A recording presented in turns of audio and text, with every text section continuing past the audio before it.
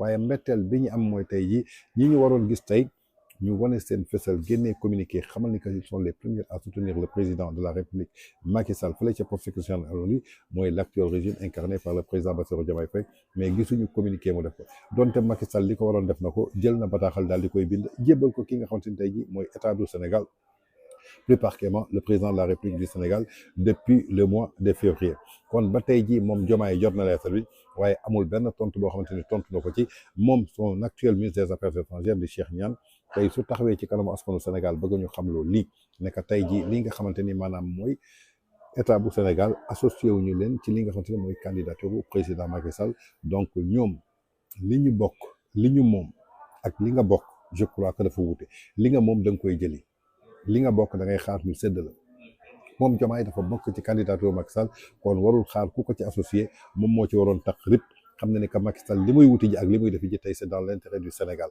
su dee nag dafa ragal premier ministre am wala dafa ragal waa parti Pastef na xam ne que du Pastef moo ko teg ci bopp réew mi tey su dul woon loi d'amnistie président Macky Sall je crois que tey du toog ci bopp réew mi kon donc je crois que dafa am ay mbir yoo xamante ni foog ñu leeral ko ginnaaw nag la candidature de Macky Sall mi ngi jur ay polémique yu muy jur nag dama bëgg ñu déglu ci vidéo bi nga xamante ni moom Yacine Fall wax na ko jëmale ko ci candidature président Macky Sall ñu del so secrétaire xaaral ba candidature di génn xam nga wax naa la ko fi tey xaaral ba candidature ndax di nga ci gis di nga ko ci gis yootu non déedéet loolu moom ay wax yu wax la nit ñi mais ku xam yootu Nations Unies lan la laaj ci profilu nit lan la laaj ci jaar-jaaram lan la laaj ci liggéeyam lan la laaj ci bilan lan la laaj ci bilan doo wax loolu man foofu rek laa yem. d'accord waaw foofu rek laa yem. ñu woote dialogue.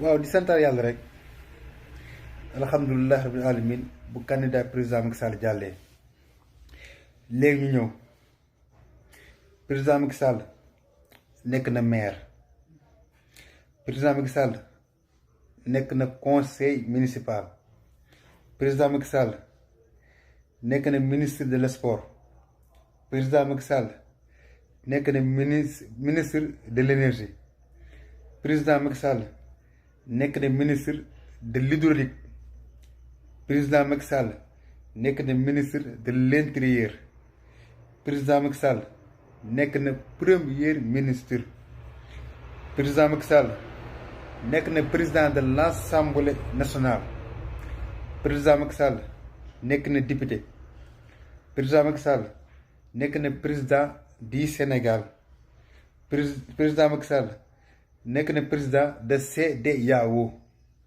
président Macky Sall nekk na président de Union africaine président Macky Sall dem na sommet G20 te incha allahu bu neexee yàlla incha allah dina tëj parcours bi ak secrétariat uni bu neexee yàlla incha allah te am nañ ci yaakaar ndax sëñ Mountakha Mbacké ñaanal na ko sant na ko gërëm na ko bàyyi na ko ci loxoy sëñ Touba te incha allahu du am gàcce lii laa amul mu si wax. kon yaakaar naa ni ñoo ko déggandoo muy kaddu bi nga xamante ni moom Yacine Fall waxoon na ko démb jëmale ko nag ci candidature président Macky Sall nee na nañu xaar ba listu candidat ñi nga xamante ni tey ji ñoom ñoo war a nekk fële nga xamante ni jongante lii di secrétaire général bu Nations Unies ñu xool ndax turu kii di président Macky Sall dina ci bokk.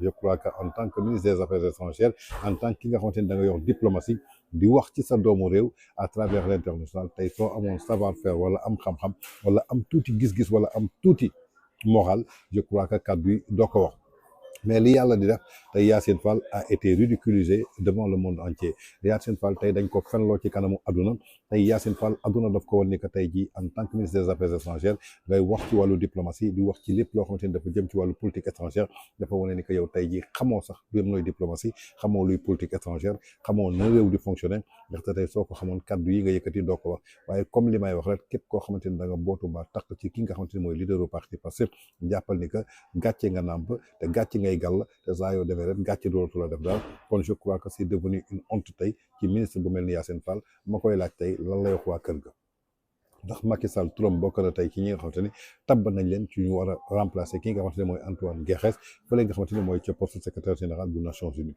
je crois que nit balaa ngay wax doon kilifa plus nga doon responsable da nga war a am taxawaay boo xamante ne moom ngay taxawee ndaxte tey Yacine Fall kaddu yi mu yëkkati du Yacine Fall rek la comporté mais dafa comporté toute une république muy le Sénégal ndaxte bu mu koy wax daf ko wax ci bannière li nga xamante ne tey ji mooy ministre des affaires étrangères bi nga xamante ne daf ko incarné au nom de la République du Sénégal donc je crois que tey suñ doon naan le ridicule tué moom Yacine Fall je crois que dafa war a démissionner ci postam moom Yacine Fall dafa war a présenter de plates excuses à tous les Sénégalais de plates excuses au président Macky Sall de plates excuses ak ñi nga xamante ne tey jii ñooy tànn candidature jëmale ko nag ci ñi nga xamante ni ñoo bëgg a nekk ci poste secrétaire général bu ONU mais tey li may wax rek ab gàcce du ko rey ndaxte Yacine Fall ku nekk xam na ni ko depuis l'arrivée de Pastef au pouvoir Yacine Fall est devenu la honte et la risée du Sénégal partout à travers le monde jëmale ko suñu diplomatie barki démb bu gis nañu ministre de la justice bi ñu ko teg gàcce bi nga xamante ne njëkk na ko fa teg jëmale ko tey jii ci ba violé ay secret de l'enquête ginnaaw ay téléphone Farba Ngom yu mu génne woon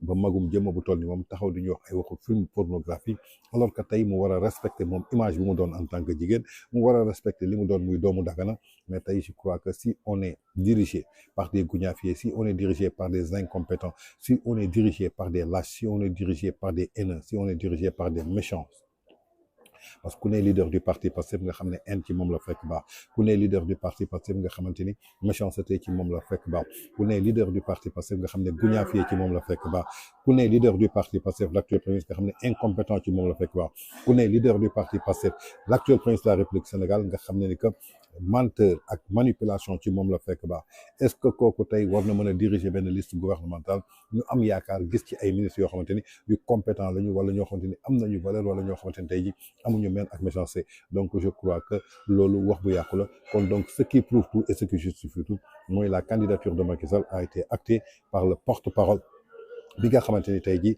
moo nekk fële ci assemblée générale bu ONU tungu ne nag du teew ñenn sal nañu déglu ji porte-parole bi dellu si waat. L'Afrique a son candidat au poste de secrétaire général des Nations Unies. L'ancien président sénégalais Macky Sall est officiellement en lice. Son dossier de candidature a été porté par Évariste Ndayishimiye, président du Burundi et président en exercice de l'Union africaine. Ce geste n'est pas anodin. Il signifie que l'Afrique, elle, souhaite désormais participer pleinement aux grandes décisions mondiales. Avec cette candidature, l'ancien chef d'État sénégalais entre officiellement dans la course pour diriger l'Organisation des Nations Unies. C'est un moment symbolique. Pour la première fois depuis longtemps, le continent semble parler d'une seule voix pour soutenir l'un des siens à un poste aussi stratégique. Les États africains misent sur l'expérience de Macky Sall. On rappelle qu'il a dirigé le Sénégal. Il a également présidé l'Union africaine en 2022 dans un contexte international particulièrement tendu, marqué par des crises sécuritaires, économiques et diplomatiques. Durant cette période, il a plaidé pour une meilleure représentation de l'Afrique dans les grandes instances internationales, notamment au G20. Cette candidature rappelle que le continent africain, fort de plus d'1 milliard d'habitants, ne peut plus être marginalisé dans les décisions qui engagent l'avenir du monde. Elle traduit également une volonté de peser dans le choix du futur secrétaire général des Nations Unies à un moment où l'ordre international semble fragilisé. Car nous vivons une période troublée. Le droit international est contesté. Les règles multilatérales sont mises à l'épreuve. Les conflits se multiplient. Les rapports de force dominent parfois le dialogue. Les débats sur l'Afrique sont organisés sans les Africains. Pourtant, l'Afrique est un acteur à part entière et porte des aspirations, une vision, une jeunesse dynamique, des ressources stratégiques et un poids démographique qui compteront de plus en plus dans les décennies à venir. Alors, cette candidature, pour certains analystes, est aussi considérée comme une exigence d'équilibre, de justice, mais aussi de représentation. Au moment où le monde semble bouger au rythme des plus puissants, où les équilibres internationaux sont bousculés, peut-être que l'heure est venue pour l'Afrique d'affirmer sa propre vision du multilatéralisme, du dialogue et de la coopération. kon ñoo ko gisandoo muy li nga xamante ni tey jii porte parole fële nga xamante ni mooy ci assemblée générale bu Nations Unies moo daal di confirmer li nga xamante ni mooy candidature bu président Macky Sall bi nga xamante ni tey jii ñëpp dañu war a wuutu daal di sukkandiku ci li nga xamante ni mooy campagne bi nga xamante ni tey jii moo jëm ci candidature bu président Macky Sall je crois que tey dafa am koo xamante ni démb dafa am loo xamante ni la ko waxoon muy kan l'ambassadeur Cheikh Thiam l'ambassadeur Cheikh Thiam nag dafa am am solo loo xamante ni il y a presque 9 mois waxoon na ko boobu candidature bu Macky Sall jotegu du ko am nañu déglu ji l'ambassadeur Cheikh Thiam dellu soir. yow koo doon yow nit nga wala extraterrestre wala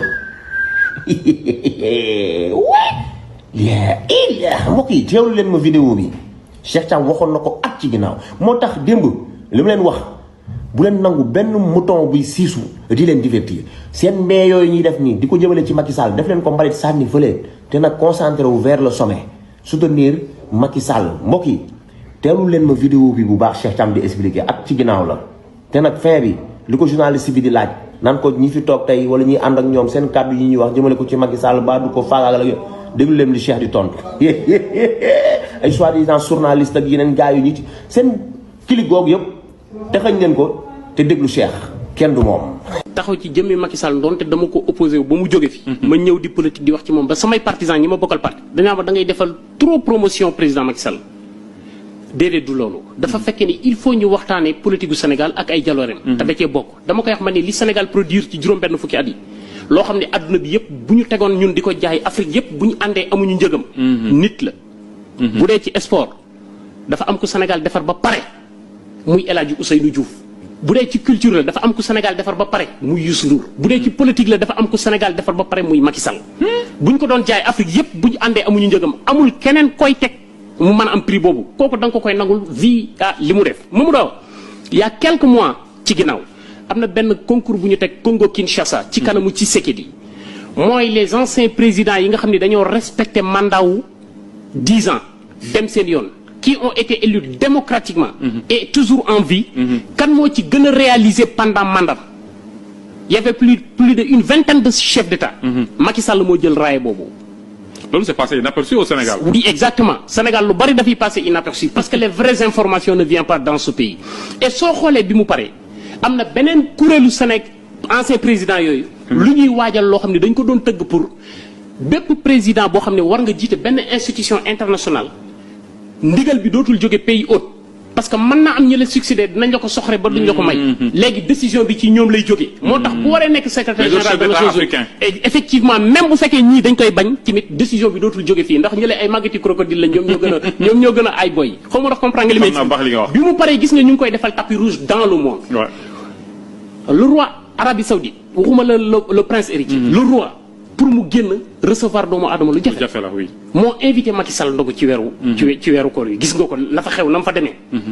donc ñu ngi koy lalal tapis rouge boo gisee image yi nga xam ne nit ñi ñu ngi daw kon mooy poste secrétariat des Nations Unies boobu bu fekkee gëm naa ni bokk na ci gëm naa ni war na ko mën a am. mais est-ce que warul am gàllankoor vu li ñu ko accusé au Sénégal ba ñu fi nekk tey naan dañ koy traduire au cours de justice nee nga ma ñi mënuñ ci dara mais je veux dire cette image qui colle aujourd'hui à la peau de Macky Sall est-ce que tam mënu ko yàqal dara. non tubaab yi nga xam ne ñooy joxe yooyu ils prennent pas au sérieux à nos dirigeants actuels.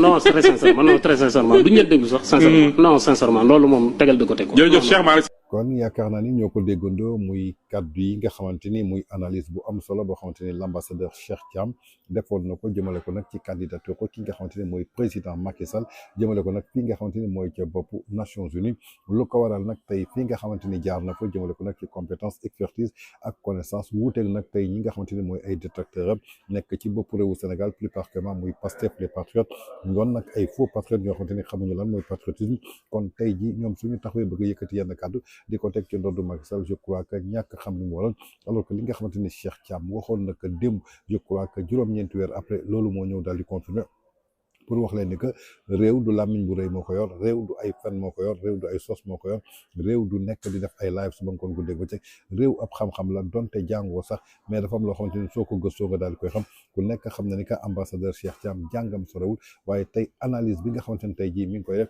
mën na jàngal ki nga xamante ni mooy leader du parti Pastef di l'actuel premier ministre bi nga xamante ni tey enam la génnee ndax xel yi bokkuñu xam-xam yi bokkuñu fu ñuy màccee bokku kon mu doon nag révélation yi xamante ni moom l'ambassadeur Cheikh Thiam na ko ci biir loolu dañuy jële ji beneen réaction boo xamante ni ki ko indi di kon ku dul l'ancien ministre Serigne Mbacké Ndiaye bokkoon ci régime président Abdoulaye Wade tey su ñëwee ba def yenn seede jëmale ko nag ci candidature président Macky Sall ndaxte Macky Sall ba muy dugal li nga xamante ni tey jii mooy candidature am su ko leeroon ne tey candidature am du jàll Macky Sall du daal di bokk ndaxte am na connaissance am na expertise jëmale ko ci àdduna wërgal kër kon tey jii li nga xamante ni jaaxal na président Macky Sall du loolu nañu déglu ji la pertinente et brillante analyse jëmale ko nag ci ay révélation yoo xamante ni moom Serigne Mbacké Ndiaye def na ko ci candidature président Macky Sall. génne règlement intérieur bi nga xam ni noonu la ñuy fale secrétaire des Nations Unies teg ko sur la table fàttali ni leen Sénégal mu ci ànd ak bañ cee ànd mënul tere Macky Sall doon candidat yaa nga wax loolu génne processus bi yëpp ni muy def pour doon candidat ñaareel ba ma wax ni Macky Sall du doomu aadama buy làmbatu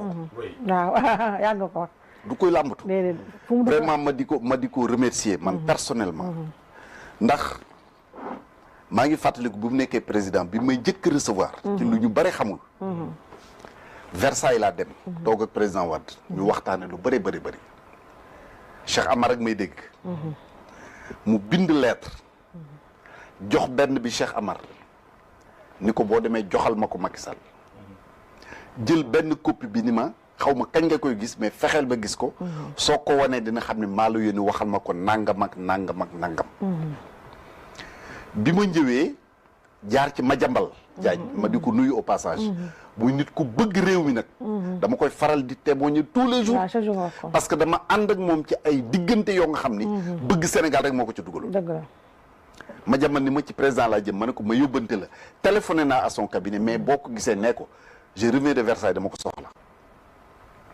naka la dem rappelé ma ni ma président ci boppam woolu ma ni ma ñëwal 21 heures bisu keroog la Macky Sall revaloriser salaire u l'ancien président de la son traitement jëlee ko nangam yóbbu ko nangam boole ci yeneen ak yeneen avantage yoo nga xam ni Abdou Diouf amu ko woon Senghor amu ko woon Macky Sall moo ko fi indi te président Abdoulaye la ko jëkk a appliqué à l'époque ci biir waxtaan woowu ba waxtaan wi sori mu ni ma mais ma ni ko président mu ne ma ni ko lenn dina la ko wax mu ne ma ni ko prochaine élection présidentielle yow laay soutenir mun ma ah bon ma ne ko ah mun ma alhamdulilahi rabbil alamin man ko parce que Abdoulaye mi ma àndal dootul doon candidat te man duma candidat te lii nga def nii man ko lii nga def nii jëmale ko ci Abdoulaye jaral na ma man ma soutenir moo tax su ma daan dégg ñeen ñi waxee ree daf may jàpp parce que moom xam na Abdoulaye da xam na donc vraiment depuis boobu ak lu ko jiitu d'ailleurs su ma ko soxlaa gis ko lu ma ko wax mu bàyyi ci xel su ma ko woo téléphone jot ko à la minute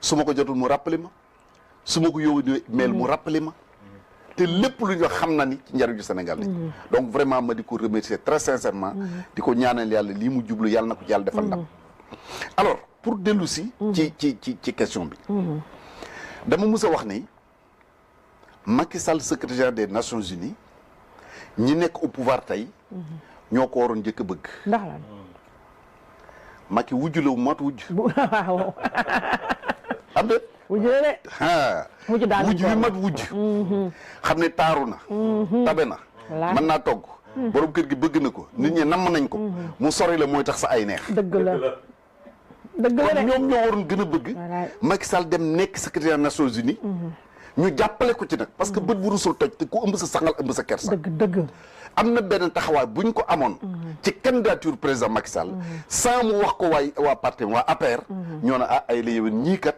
ni ñu taxawoo Macky Sall ñu nit am nañ devoir taxawu leen donc ñoom ñoo ñi ko waroon di jëkk a def te comme j'ai dit buñ ko defee buñ ko deful Macky Sall day jàll incha allahu rabbi waaw mun candidat de l'Afrique avec ses 54 pays Europe nar ko soutenir jàppal li ma lay wax nii waaw Europe le monde arabe ñëw di ko soutenir face à 3 candidats yu bokk fu ñu jógee mathématiquement kenn du ma bokkuma sax ci xalaat naan dina jàll wala du jàll leneen li ci mooy taxawaayu yenn sax am na ñoo nga xam ni Aïssatou jamono moo leen di yar parce que ku yaruwul jinne di sa kilifa ku amul kilifa jinne di sa kilifa am na loo nga xam boo mënee taxaw jàkkaarloog seen waaw di ko wax ëllëg dañ lay bàyyi ak sénégalais boo jàkkaarloo waxtaan ñoom looy wax te xam nga bari na fii ñu naan la système des Nations Unies xam nañ fa te xamuñu lu fa xew mais preuve baa ngi nii xamuñu dara lu fa xew Yacine moom xamul lu xew présidence de la république am nay planton planton yi dañoo xam lu xew conseil des ministres xamuñu ko bu ñu gisee président dañ ko seen muy romb di dem parce que ku xam le système nu muy fonctionner am na yoo xam doo ko wax donc yooyu bat du ma ci insister wax naa tey ci benn papier bu ma publier def ko sama page Facebook yónnee ko ci une certaine presse au nom de quoi nit war a taxaw ni Macky Sall dafa rey ay nit. waaw mais c'est extrêmement grave. mais taxawal foofu mais pourquoi naka nit mun taxawee te ñoom dañ ko wax ba gëm ko. alors lan la loolu. justement moom laa lay wax nii. c'est extrêmement grave parce que. Macky Sall musuñu ko porter plainte. déedéet. musuñu ko convoqué. musuñu enquête. musuñu ko condamné te même bu doon ne dañ ko jàpp xanaa ki ñu fekk muy rendi nit sax dañ naan présomption. présumé coupable. mu am présomption d'innocence. rawatina ko nga xam loolu yëpp amu ci. nga bëgg a taxaw ni il a tué. te bala nit waroon na mën a wax loolu. procédé am. ñu xam qui a fait quoi. te ci publication bi ma tax wax naa ci ni. les institutions internationales. les pays. les États. kenn ku ci ne xam nga Sénégal li fi xew ku nekk loo def. su Macky Sall defoon. tey ñoom duñ ko xalaat. secrétaire des Nations Unies waaw ak leer. kon bu fekkoon ni. dañu teg mbir mi sur la table jugé. ba condamné nit sax. ñu ne kii kat defoon na nangam condamné nañ ko. mais loolu amul. wallaay kon lu ci nit di wax lu nekk. sa yéene bopp ngay waxee. te yéene néeg la borom a ciy faral. te boo yéene nit yéene ko jàmm. yéene ko jàmm am na ñoo nga xam ni je pense que li ñu rôle bi ñu yaakaar ni moom la ñu war a jouer ci réew mi wàcc nañ ko. ndax société civile dafa am lu ñu ko xamee woon. voilà wallaay. dafa am lu ñu ko xamee woon. wallaay mais am na ñoo nga xam ni nañu bàyyi wax société civile. te jël carte parti. au-delà même du parti dañu jël carte benn nit. voilà surtout parce qu'il s'aligne derrière une personne. dëgg la te mu leer. rafetul. l'un dans l'autre.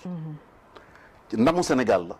parce que dama wax tey ni képp ku tudd sa bopp patriote maanaam ku bëgg réew mi. war ngaa mën a soutenir Macky Sall ndax réew mi. donte sa soutien du ko defal du ko yàqal. ndax. wallaay du ko defal du ko yàqal mënulu ko dara. mais dafa rafet rek. dafa rafet. ñi tuddee seen bopp ay nationalistes. war nañ ko soutenir à cause de la nation sénégalaise. heureusement gis naa le Tahirou Sarr mu def ci benn poste pour wax ni il soutient la candidature de Macky Sall. ñi nekk ay panafricanistes. xam ne Afrique la ñu gëm nee nañu. bu Afrique ne am naa benn candidat. war nañ ko mën a soutenir. ñi ci des mooy ñi ma ko wax léegi ñi nga xam ni ils s'opposent à Macky Sall politiquement. ñooñu ñoo waroon gën a bëgg Macky Sall nekk secrétaire des Nations Unies. ndax au moins mu nekk un adversaire de moins. parce que Macky Sall bu demul Nations Unies. war a doon candidat 2019 yàlla moo xam kuy falu de. 2029 pardon. yàlla moo xam kuy falu de. waaye nag. loo xam ne dañ ca bokk de. ci nga xam ne franc dugg na ci làmb ji de. wóor na yàlla. loolu nag bu la ko yàlla teggilee. waaw nga war a sant. kon yaakaar naa ni ñoo ko déggandoo muy kàddu yi nga xamante ni moom Serigne Mbacké Ndiaye yëkkati na ko indi ko ci candidature président Macky Sall. Macky Sall doon na doomu adama boo xamante ne du kuy làmbatu du kuy laam-laame du koo xamante ne day hésité kon wute nag tey ji ñi nga xamante ni ñoo fi nekk rax ci dolli nag mu doon ñi nga xamante ne tey ji mën nañ leen dippee ay détracteurs président de la République Macky Sall kon li muy dugg xam na ko bu baax a baax ndaxte tey li nga xamante ni moom la ñuy tànnee li nga xamante ne mooy candidature li nga xamante ne mooy poste secrétaire général bu Nations Unies dafa wute ak sénégalais yu bëri li nga xamante ne tey ji moom la ñu xalaat foog ne ko tey Sénégal soutien ak ñàkk soutien amalul benn importance li nga xamante ne mooy tànneef li nga xamante ne mën nañ ko tànn Macky Sall pour que ëllëg mu jiite li nga xamante ne mooy poste secrétaire général boobu mais dafa rafet tey moom président Bassirou Diomaye Faye ak leader ko parti parce que fi ñu jaar ak président Macky Sall ak li ñu toogoon daal di koy wax Macky Sall jëmale ko nag ci baaxaayu Macky Sall ak njuumte bi nga xamante ne juumoon nañ ko ci Macky Sall ba mu permettre leen tey ñun teg ci bopp li nga xamante ne mooy réewu Sénégal je crois que ñooñu tey ji lenn rek la ñu waroon def maanaam jëmale ko ci yëkkati seen bopp sigil seen bopp mooy def communiqué daal di soutenir ki nga xamante ne mooy président Macky Sall waaye tey ñoom xëy na dafa am lu bëri loo xamante ne daf leen réere jëmale leen nag ci nga xamante ne mooy coulisse bi nga xamante ne ñiy waxtaane jëmale ko nag ci wàllu secrétaire général des Nations Unies yaakaar naa ni mooy li nga xamante ne mooy les décideurs ñi nga xamante ne tey ji àdduna fi mu toll ñoom ñooy décidé je crois que tey Macky Sall bokk na ci te ñoom ñi nga xamante ne ñoo nekk ci bopp réewu Sénégal xamuñu fan la ñuy jaar en tout cas mu doon nag ay témoignages ak ay seede yoo xamante ne moom Serigne Mbacké Ndiaye indi na ko diggante sax ki nga xamante ne mooy président Macky Sall ak Abdoulaye Wade bi nga xamante ne tey ji moom la remplacé ku nekk xamoon na seen diggante ba mu demee seeti ki nga xamante ne mooy Abdoulaye Wade fële ca Versailles daf ko ne dama la bëgg a yëbbante ci Macky Sall mu bind ñaari lettre benn bi mu jox ko Cheikh Amar beneen bi mu jox ko kii di Serigne Mbacké Ndiaye ci biir loolu nag gis ngeen Serigne Mbacké Ndiaye nee na bés boo gisee Macky Sall ko jox ko ak Madiambal Diagne la dajal mi ngi jëm ci Macky mu ne ko soo demee ne ko man soxla naa ko am naa yëbbante mi ngi jógee ci Abdoulaye Wade boobu la ko Macky Sall daal di recevoir bi mu ko recevoir mu jox ko lettre bi c'est la Macky Sall jëflaat li nga xamante ne mooy salaire u ancien président de la République yóbbu ko tey ci dayo bi nga xamante ne moom la ko teg jour boobu la ko ne sëñ Mbacké Ndiaye c'est la ko ne prochaine élection mbës boo tembee sa candidat yow laay jàppale ñu bëri nag foogoon ne dafa war Abdoulaye Wade dem ci Macky Sall alors que boobu xam na ni que Abdoulaye Wade nekkuloon candidat mu doon nag ay révélation yu doy waar yoo xamante ni moom Serigne Mbacké Ndiaye indi na ko daal di koy teg ci kaw ki nga xamante ni tey ji mooy le président Macky Sall ginnaaw nag li nga xamante ni sëñ Mbacké Ndiaye wax na ko je crois que moom le chroniqueur Arouna Niang dafa mel ni lu mel noonu la junjoon balaa nga xamante ni Macky Sall ñu ngi officialisé li nga xamante ne mooy candidature am nañu déglu ji kàddu Arouna Niang dellu soir. Macky est renseigné lu tax defagul candidature am officiellement ba pare. dafa am lu nekk di xew. ok loolu nekk di xew moom laa lay wax nii mooy dukaan bi ma la nekk di expliquer ONU dafa nekk ci tànku tas. Nations Unies waaw. ma waay nga ne. ni banque mondiale nekkee ci tànku tas. ni OMS nekkee ci tànku tas. organisation spécialisée yii de l'ONU ak institution yii. yu ci bari dinañ seen date de péremption yegsi na. ci réforme lañ jëm. wala ci changer complètement créewaat beneen bu bees. wala créewaat texte ak règlement yu bees. ci lañ jëm. ONU adversaire am taxaw na. conseil de la paix la tudd. am na déjà 53 membres. membre bu nekk cotisé na $1 milliard. donc moom comme il est informé parce que il a le link un peu partout Macky mën naa xam ne ONU bii ci tas la jëm mu nekk boog le dernier secrétaire général bu nga xamante ne day tasaale ak moom yóbbaale gàcce gi mu bañ a dugg. soo déggee ni ONU soo déggee ni Macky lancé na candidature am officiellement suit bien Macky et Poutine mais suit bien Macky et Trump. xool leen bis bu déclaré candidature am parce que ñoom ñaari tur yooyu ma la limal dañuy sukkandiku ci moom pour am organisation des Nations Unies bu bees wala ñu ne ko bul fa dem parce que day raas dem nga xaar leneen parce que Macky fait partie d'une alliance qu'on appelle alliance patriotique mondiale. Macky dernier mandat moo dugal Sénégal BRICS. réunion d'Urban août 2023 Macky moo jël engagement wu inscrire Sénégal adhésion pour mu insérer ci état membre pays membre nation membre BRICS premier pays zone franc 14 plus les 3 autres yu bokk zone franc di utiliser franc CFA le Sénégal Macky Sall est le seul et le premier à oser jël les 11 accords secrets du franc CFA mu tegee ko ni dem di dugg ci alliance bu nga xamante ni day xeex franc CFA mu tudd BRICS dont ce BRICS là dont les États-Unis sont membres fictifs ban États-Unis de Trump. Okay.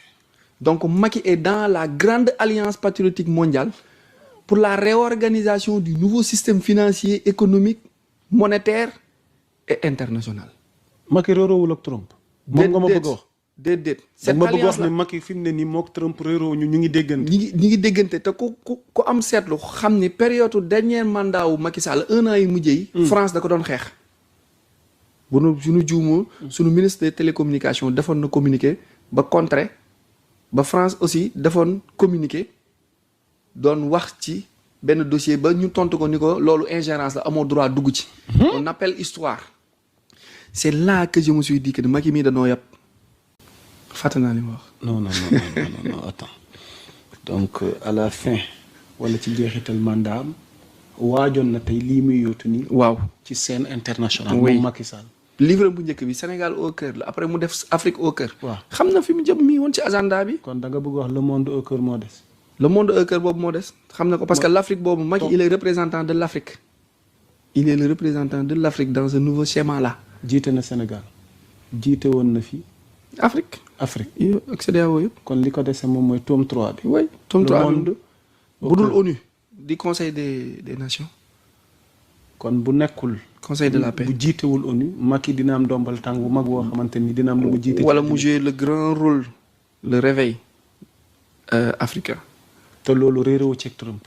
ak Jomaay. ak Jomaay. waaw foofu laa bëgg nga delluwaat si. foofu la réeréwu ceeg Trump réeréwu ceeg Jomaay. foofu lañ réeree Jomaay candidat Macky Sall la c'est Macky qui gouverne jusqu'à présent le Sénégal. c'est Macky qui gouverne jusqu'à le Sénégal. Jomaay candidat Macky. waaw kon yow da ngay dëggal protocole gi amoon. sunu daaf yi di tàkk. sunu ministère des finances yi di tàkk. sunu impôt et domaine yi ñuy këdd. ordinateur yi di réer. acteurs yi dina laaj xaalis sunu ordinateur yi dem sunu données yi dem. mais loolu antivirus bi virus boobu noonu kan moo yor antivirus bi. laaj naa la ku yor kele yi mais gouvernement sortant. moyen de pression là pour montrer à cet état là que nous gérons les virus ba tey. Vous pouvez pas aller sans nous. Macky dafa joxe fii rocc fii. te moo tax Diomaye libéré na waa kër Macky yëpp. Farba ci des. ñëpp bàyyi na leen ñu dem. il continue à gérer à gouverner. par le biais de Diomaye. mooy trait d'union bi. parce que loolu France Macron moo ko doon def.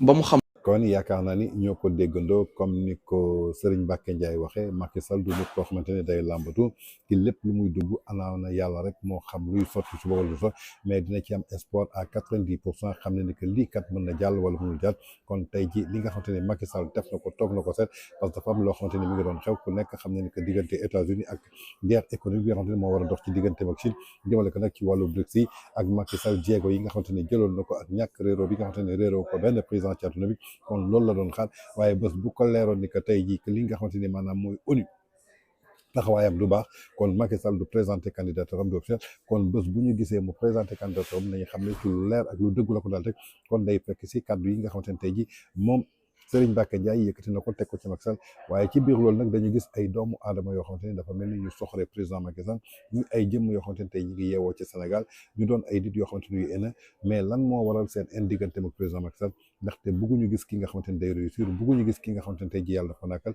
nañu xool extrait vidéo bi xool jëmm yiñ ciy gis ñu xam ne ñii tey ji su Sénégal tardé ñoo ko tardel suñuy xool ñu gën a bon ci Sénégal ñoom ci lañu bokk suñuy xool ñu gën a yées ci Sénégal ñoom ci lañu bokk suñuy xool ñi nga xamante ni ñoo gën a ñàkk iman ci Sénégal ñoom ci lañu bokk nañu xool vidéo bi del soit. Pourquoi la réussite des autres nous dérange-t-elle tant? Je vais vous dire pourquoi. Parce que nous avons l'impression quand une personne avance que nous sommes en train de reculer. Ce n'est pas de l'ignorance, c'est beaucoup plus que cela. C'est un manque de foi. C'est un manque de foi envers soi-même. C'est un manque de vision. Le problème, ce n'est pas la réussite qui est en face de vous. Le problème, ce n'est pas cette personne qui commence à avoir tout ce qu'elle voulait. Le problème, c'est la perception que vous avez de cette réussite que vous avez en face. Nous venons au monde en ayant un destin bien précis. Et personne ne viendra vous prendre ce qui vous est destiné. Comprenez-vous cette réalité? Mais le regard que vous avez vis-à-vis de la réussite des personnes qui vous entourent, ce regard peut vous empêcher d'avancer. Nous avons un profond problème à voir quelqu'un, surtout une personne qui nous ressemble, réussir. C'est la raison pour laquelle il y a toutes ces vagues de haine et de jalousie. Mais regardez ces personnes qui font preuve de haine et de jalousie, regardez-les bien. Je vous promets qu'elles n'avanceront jamais.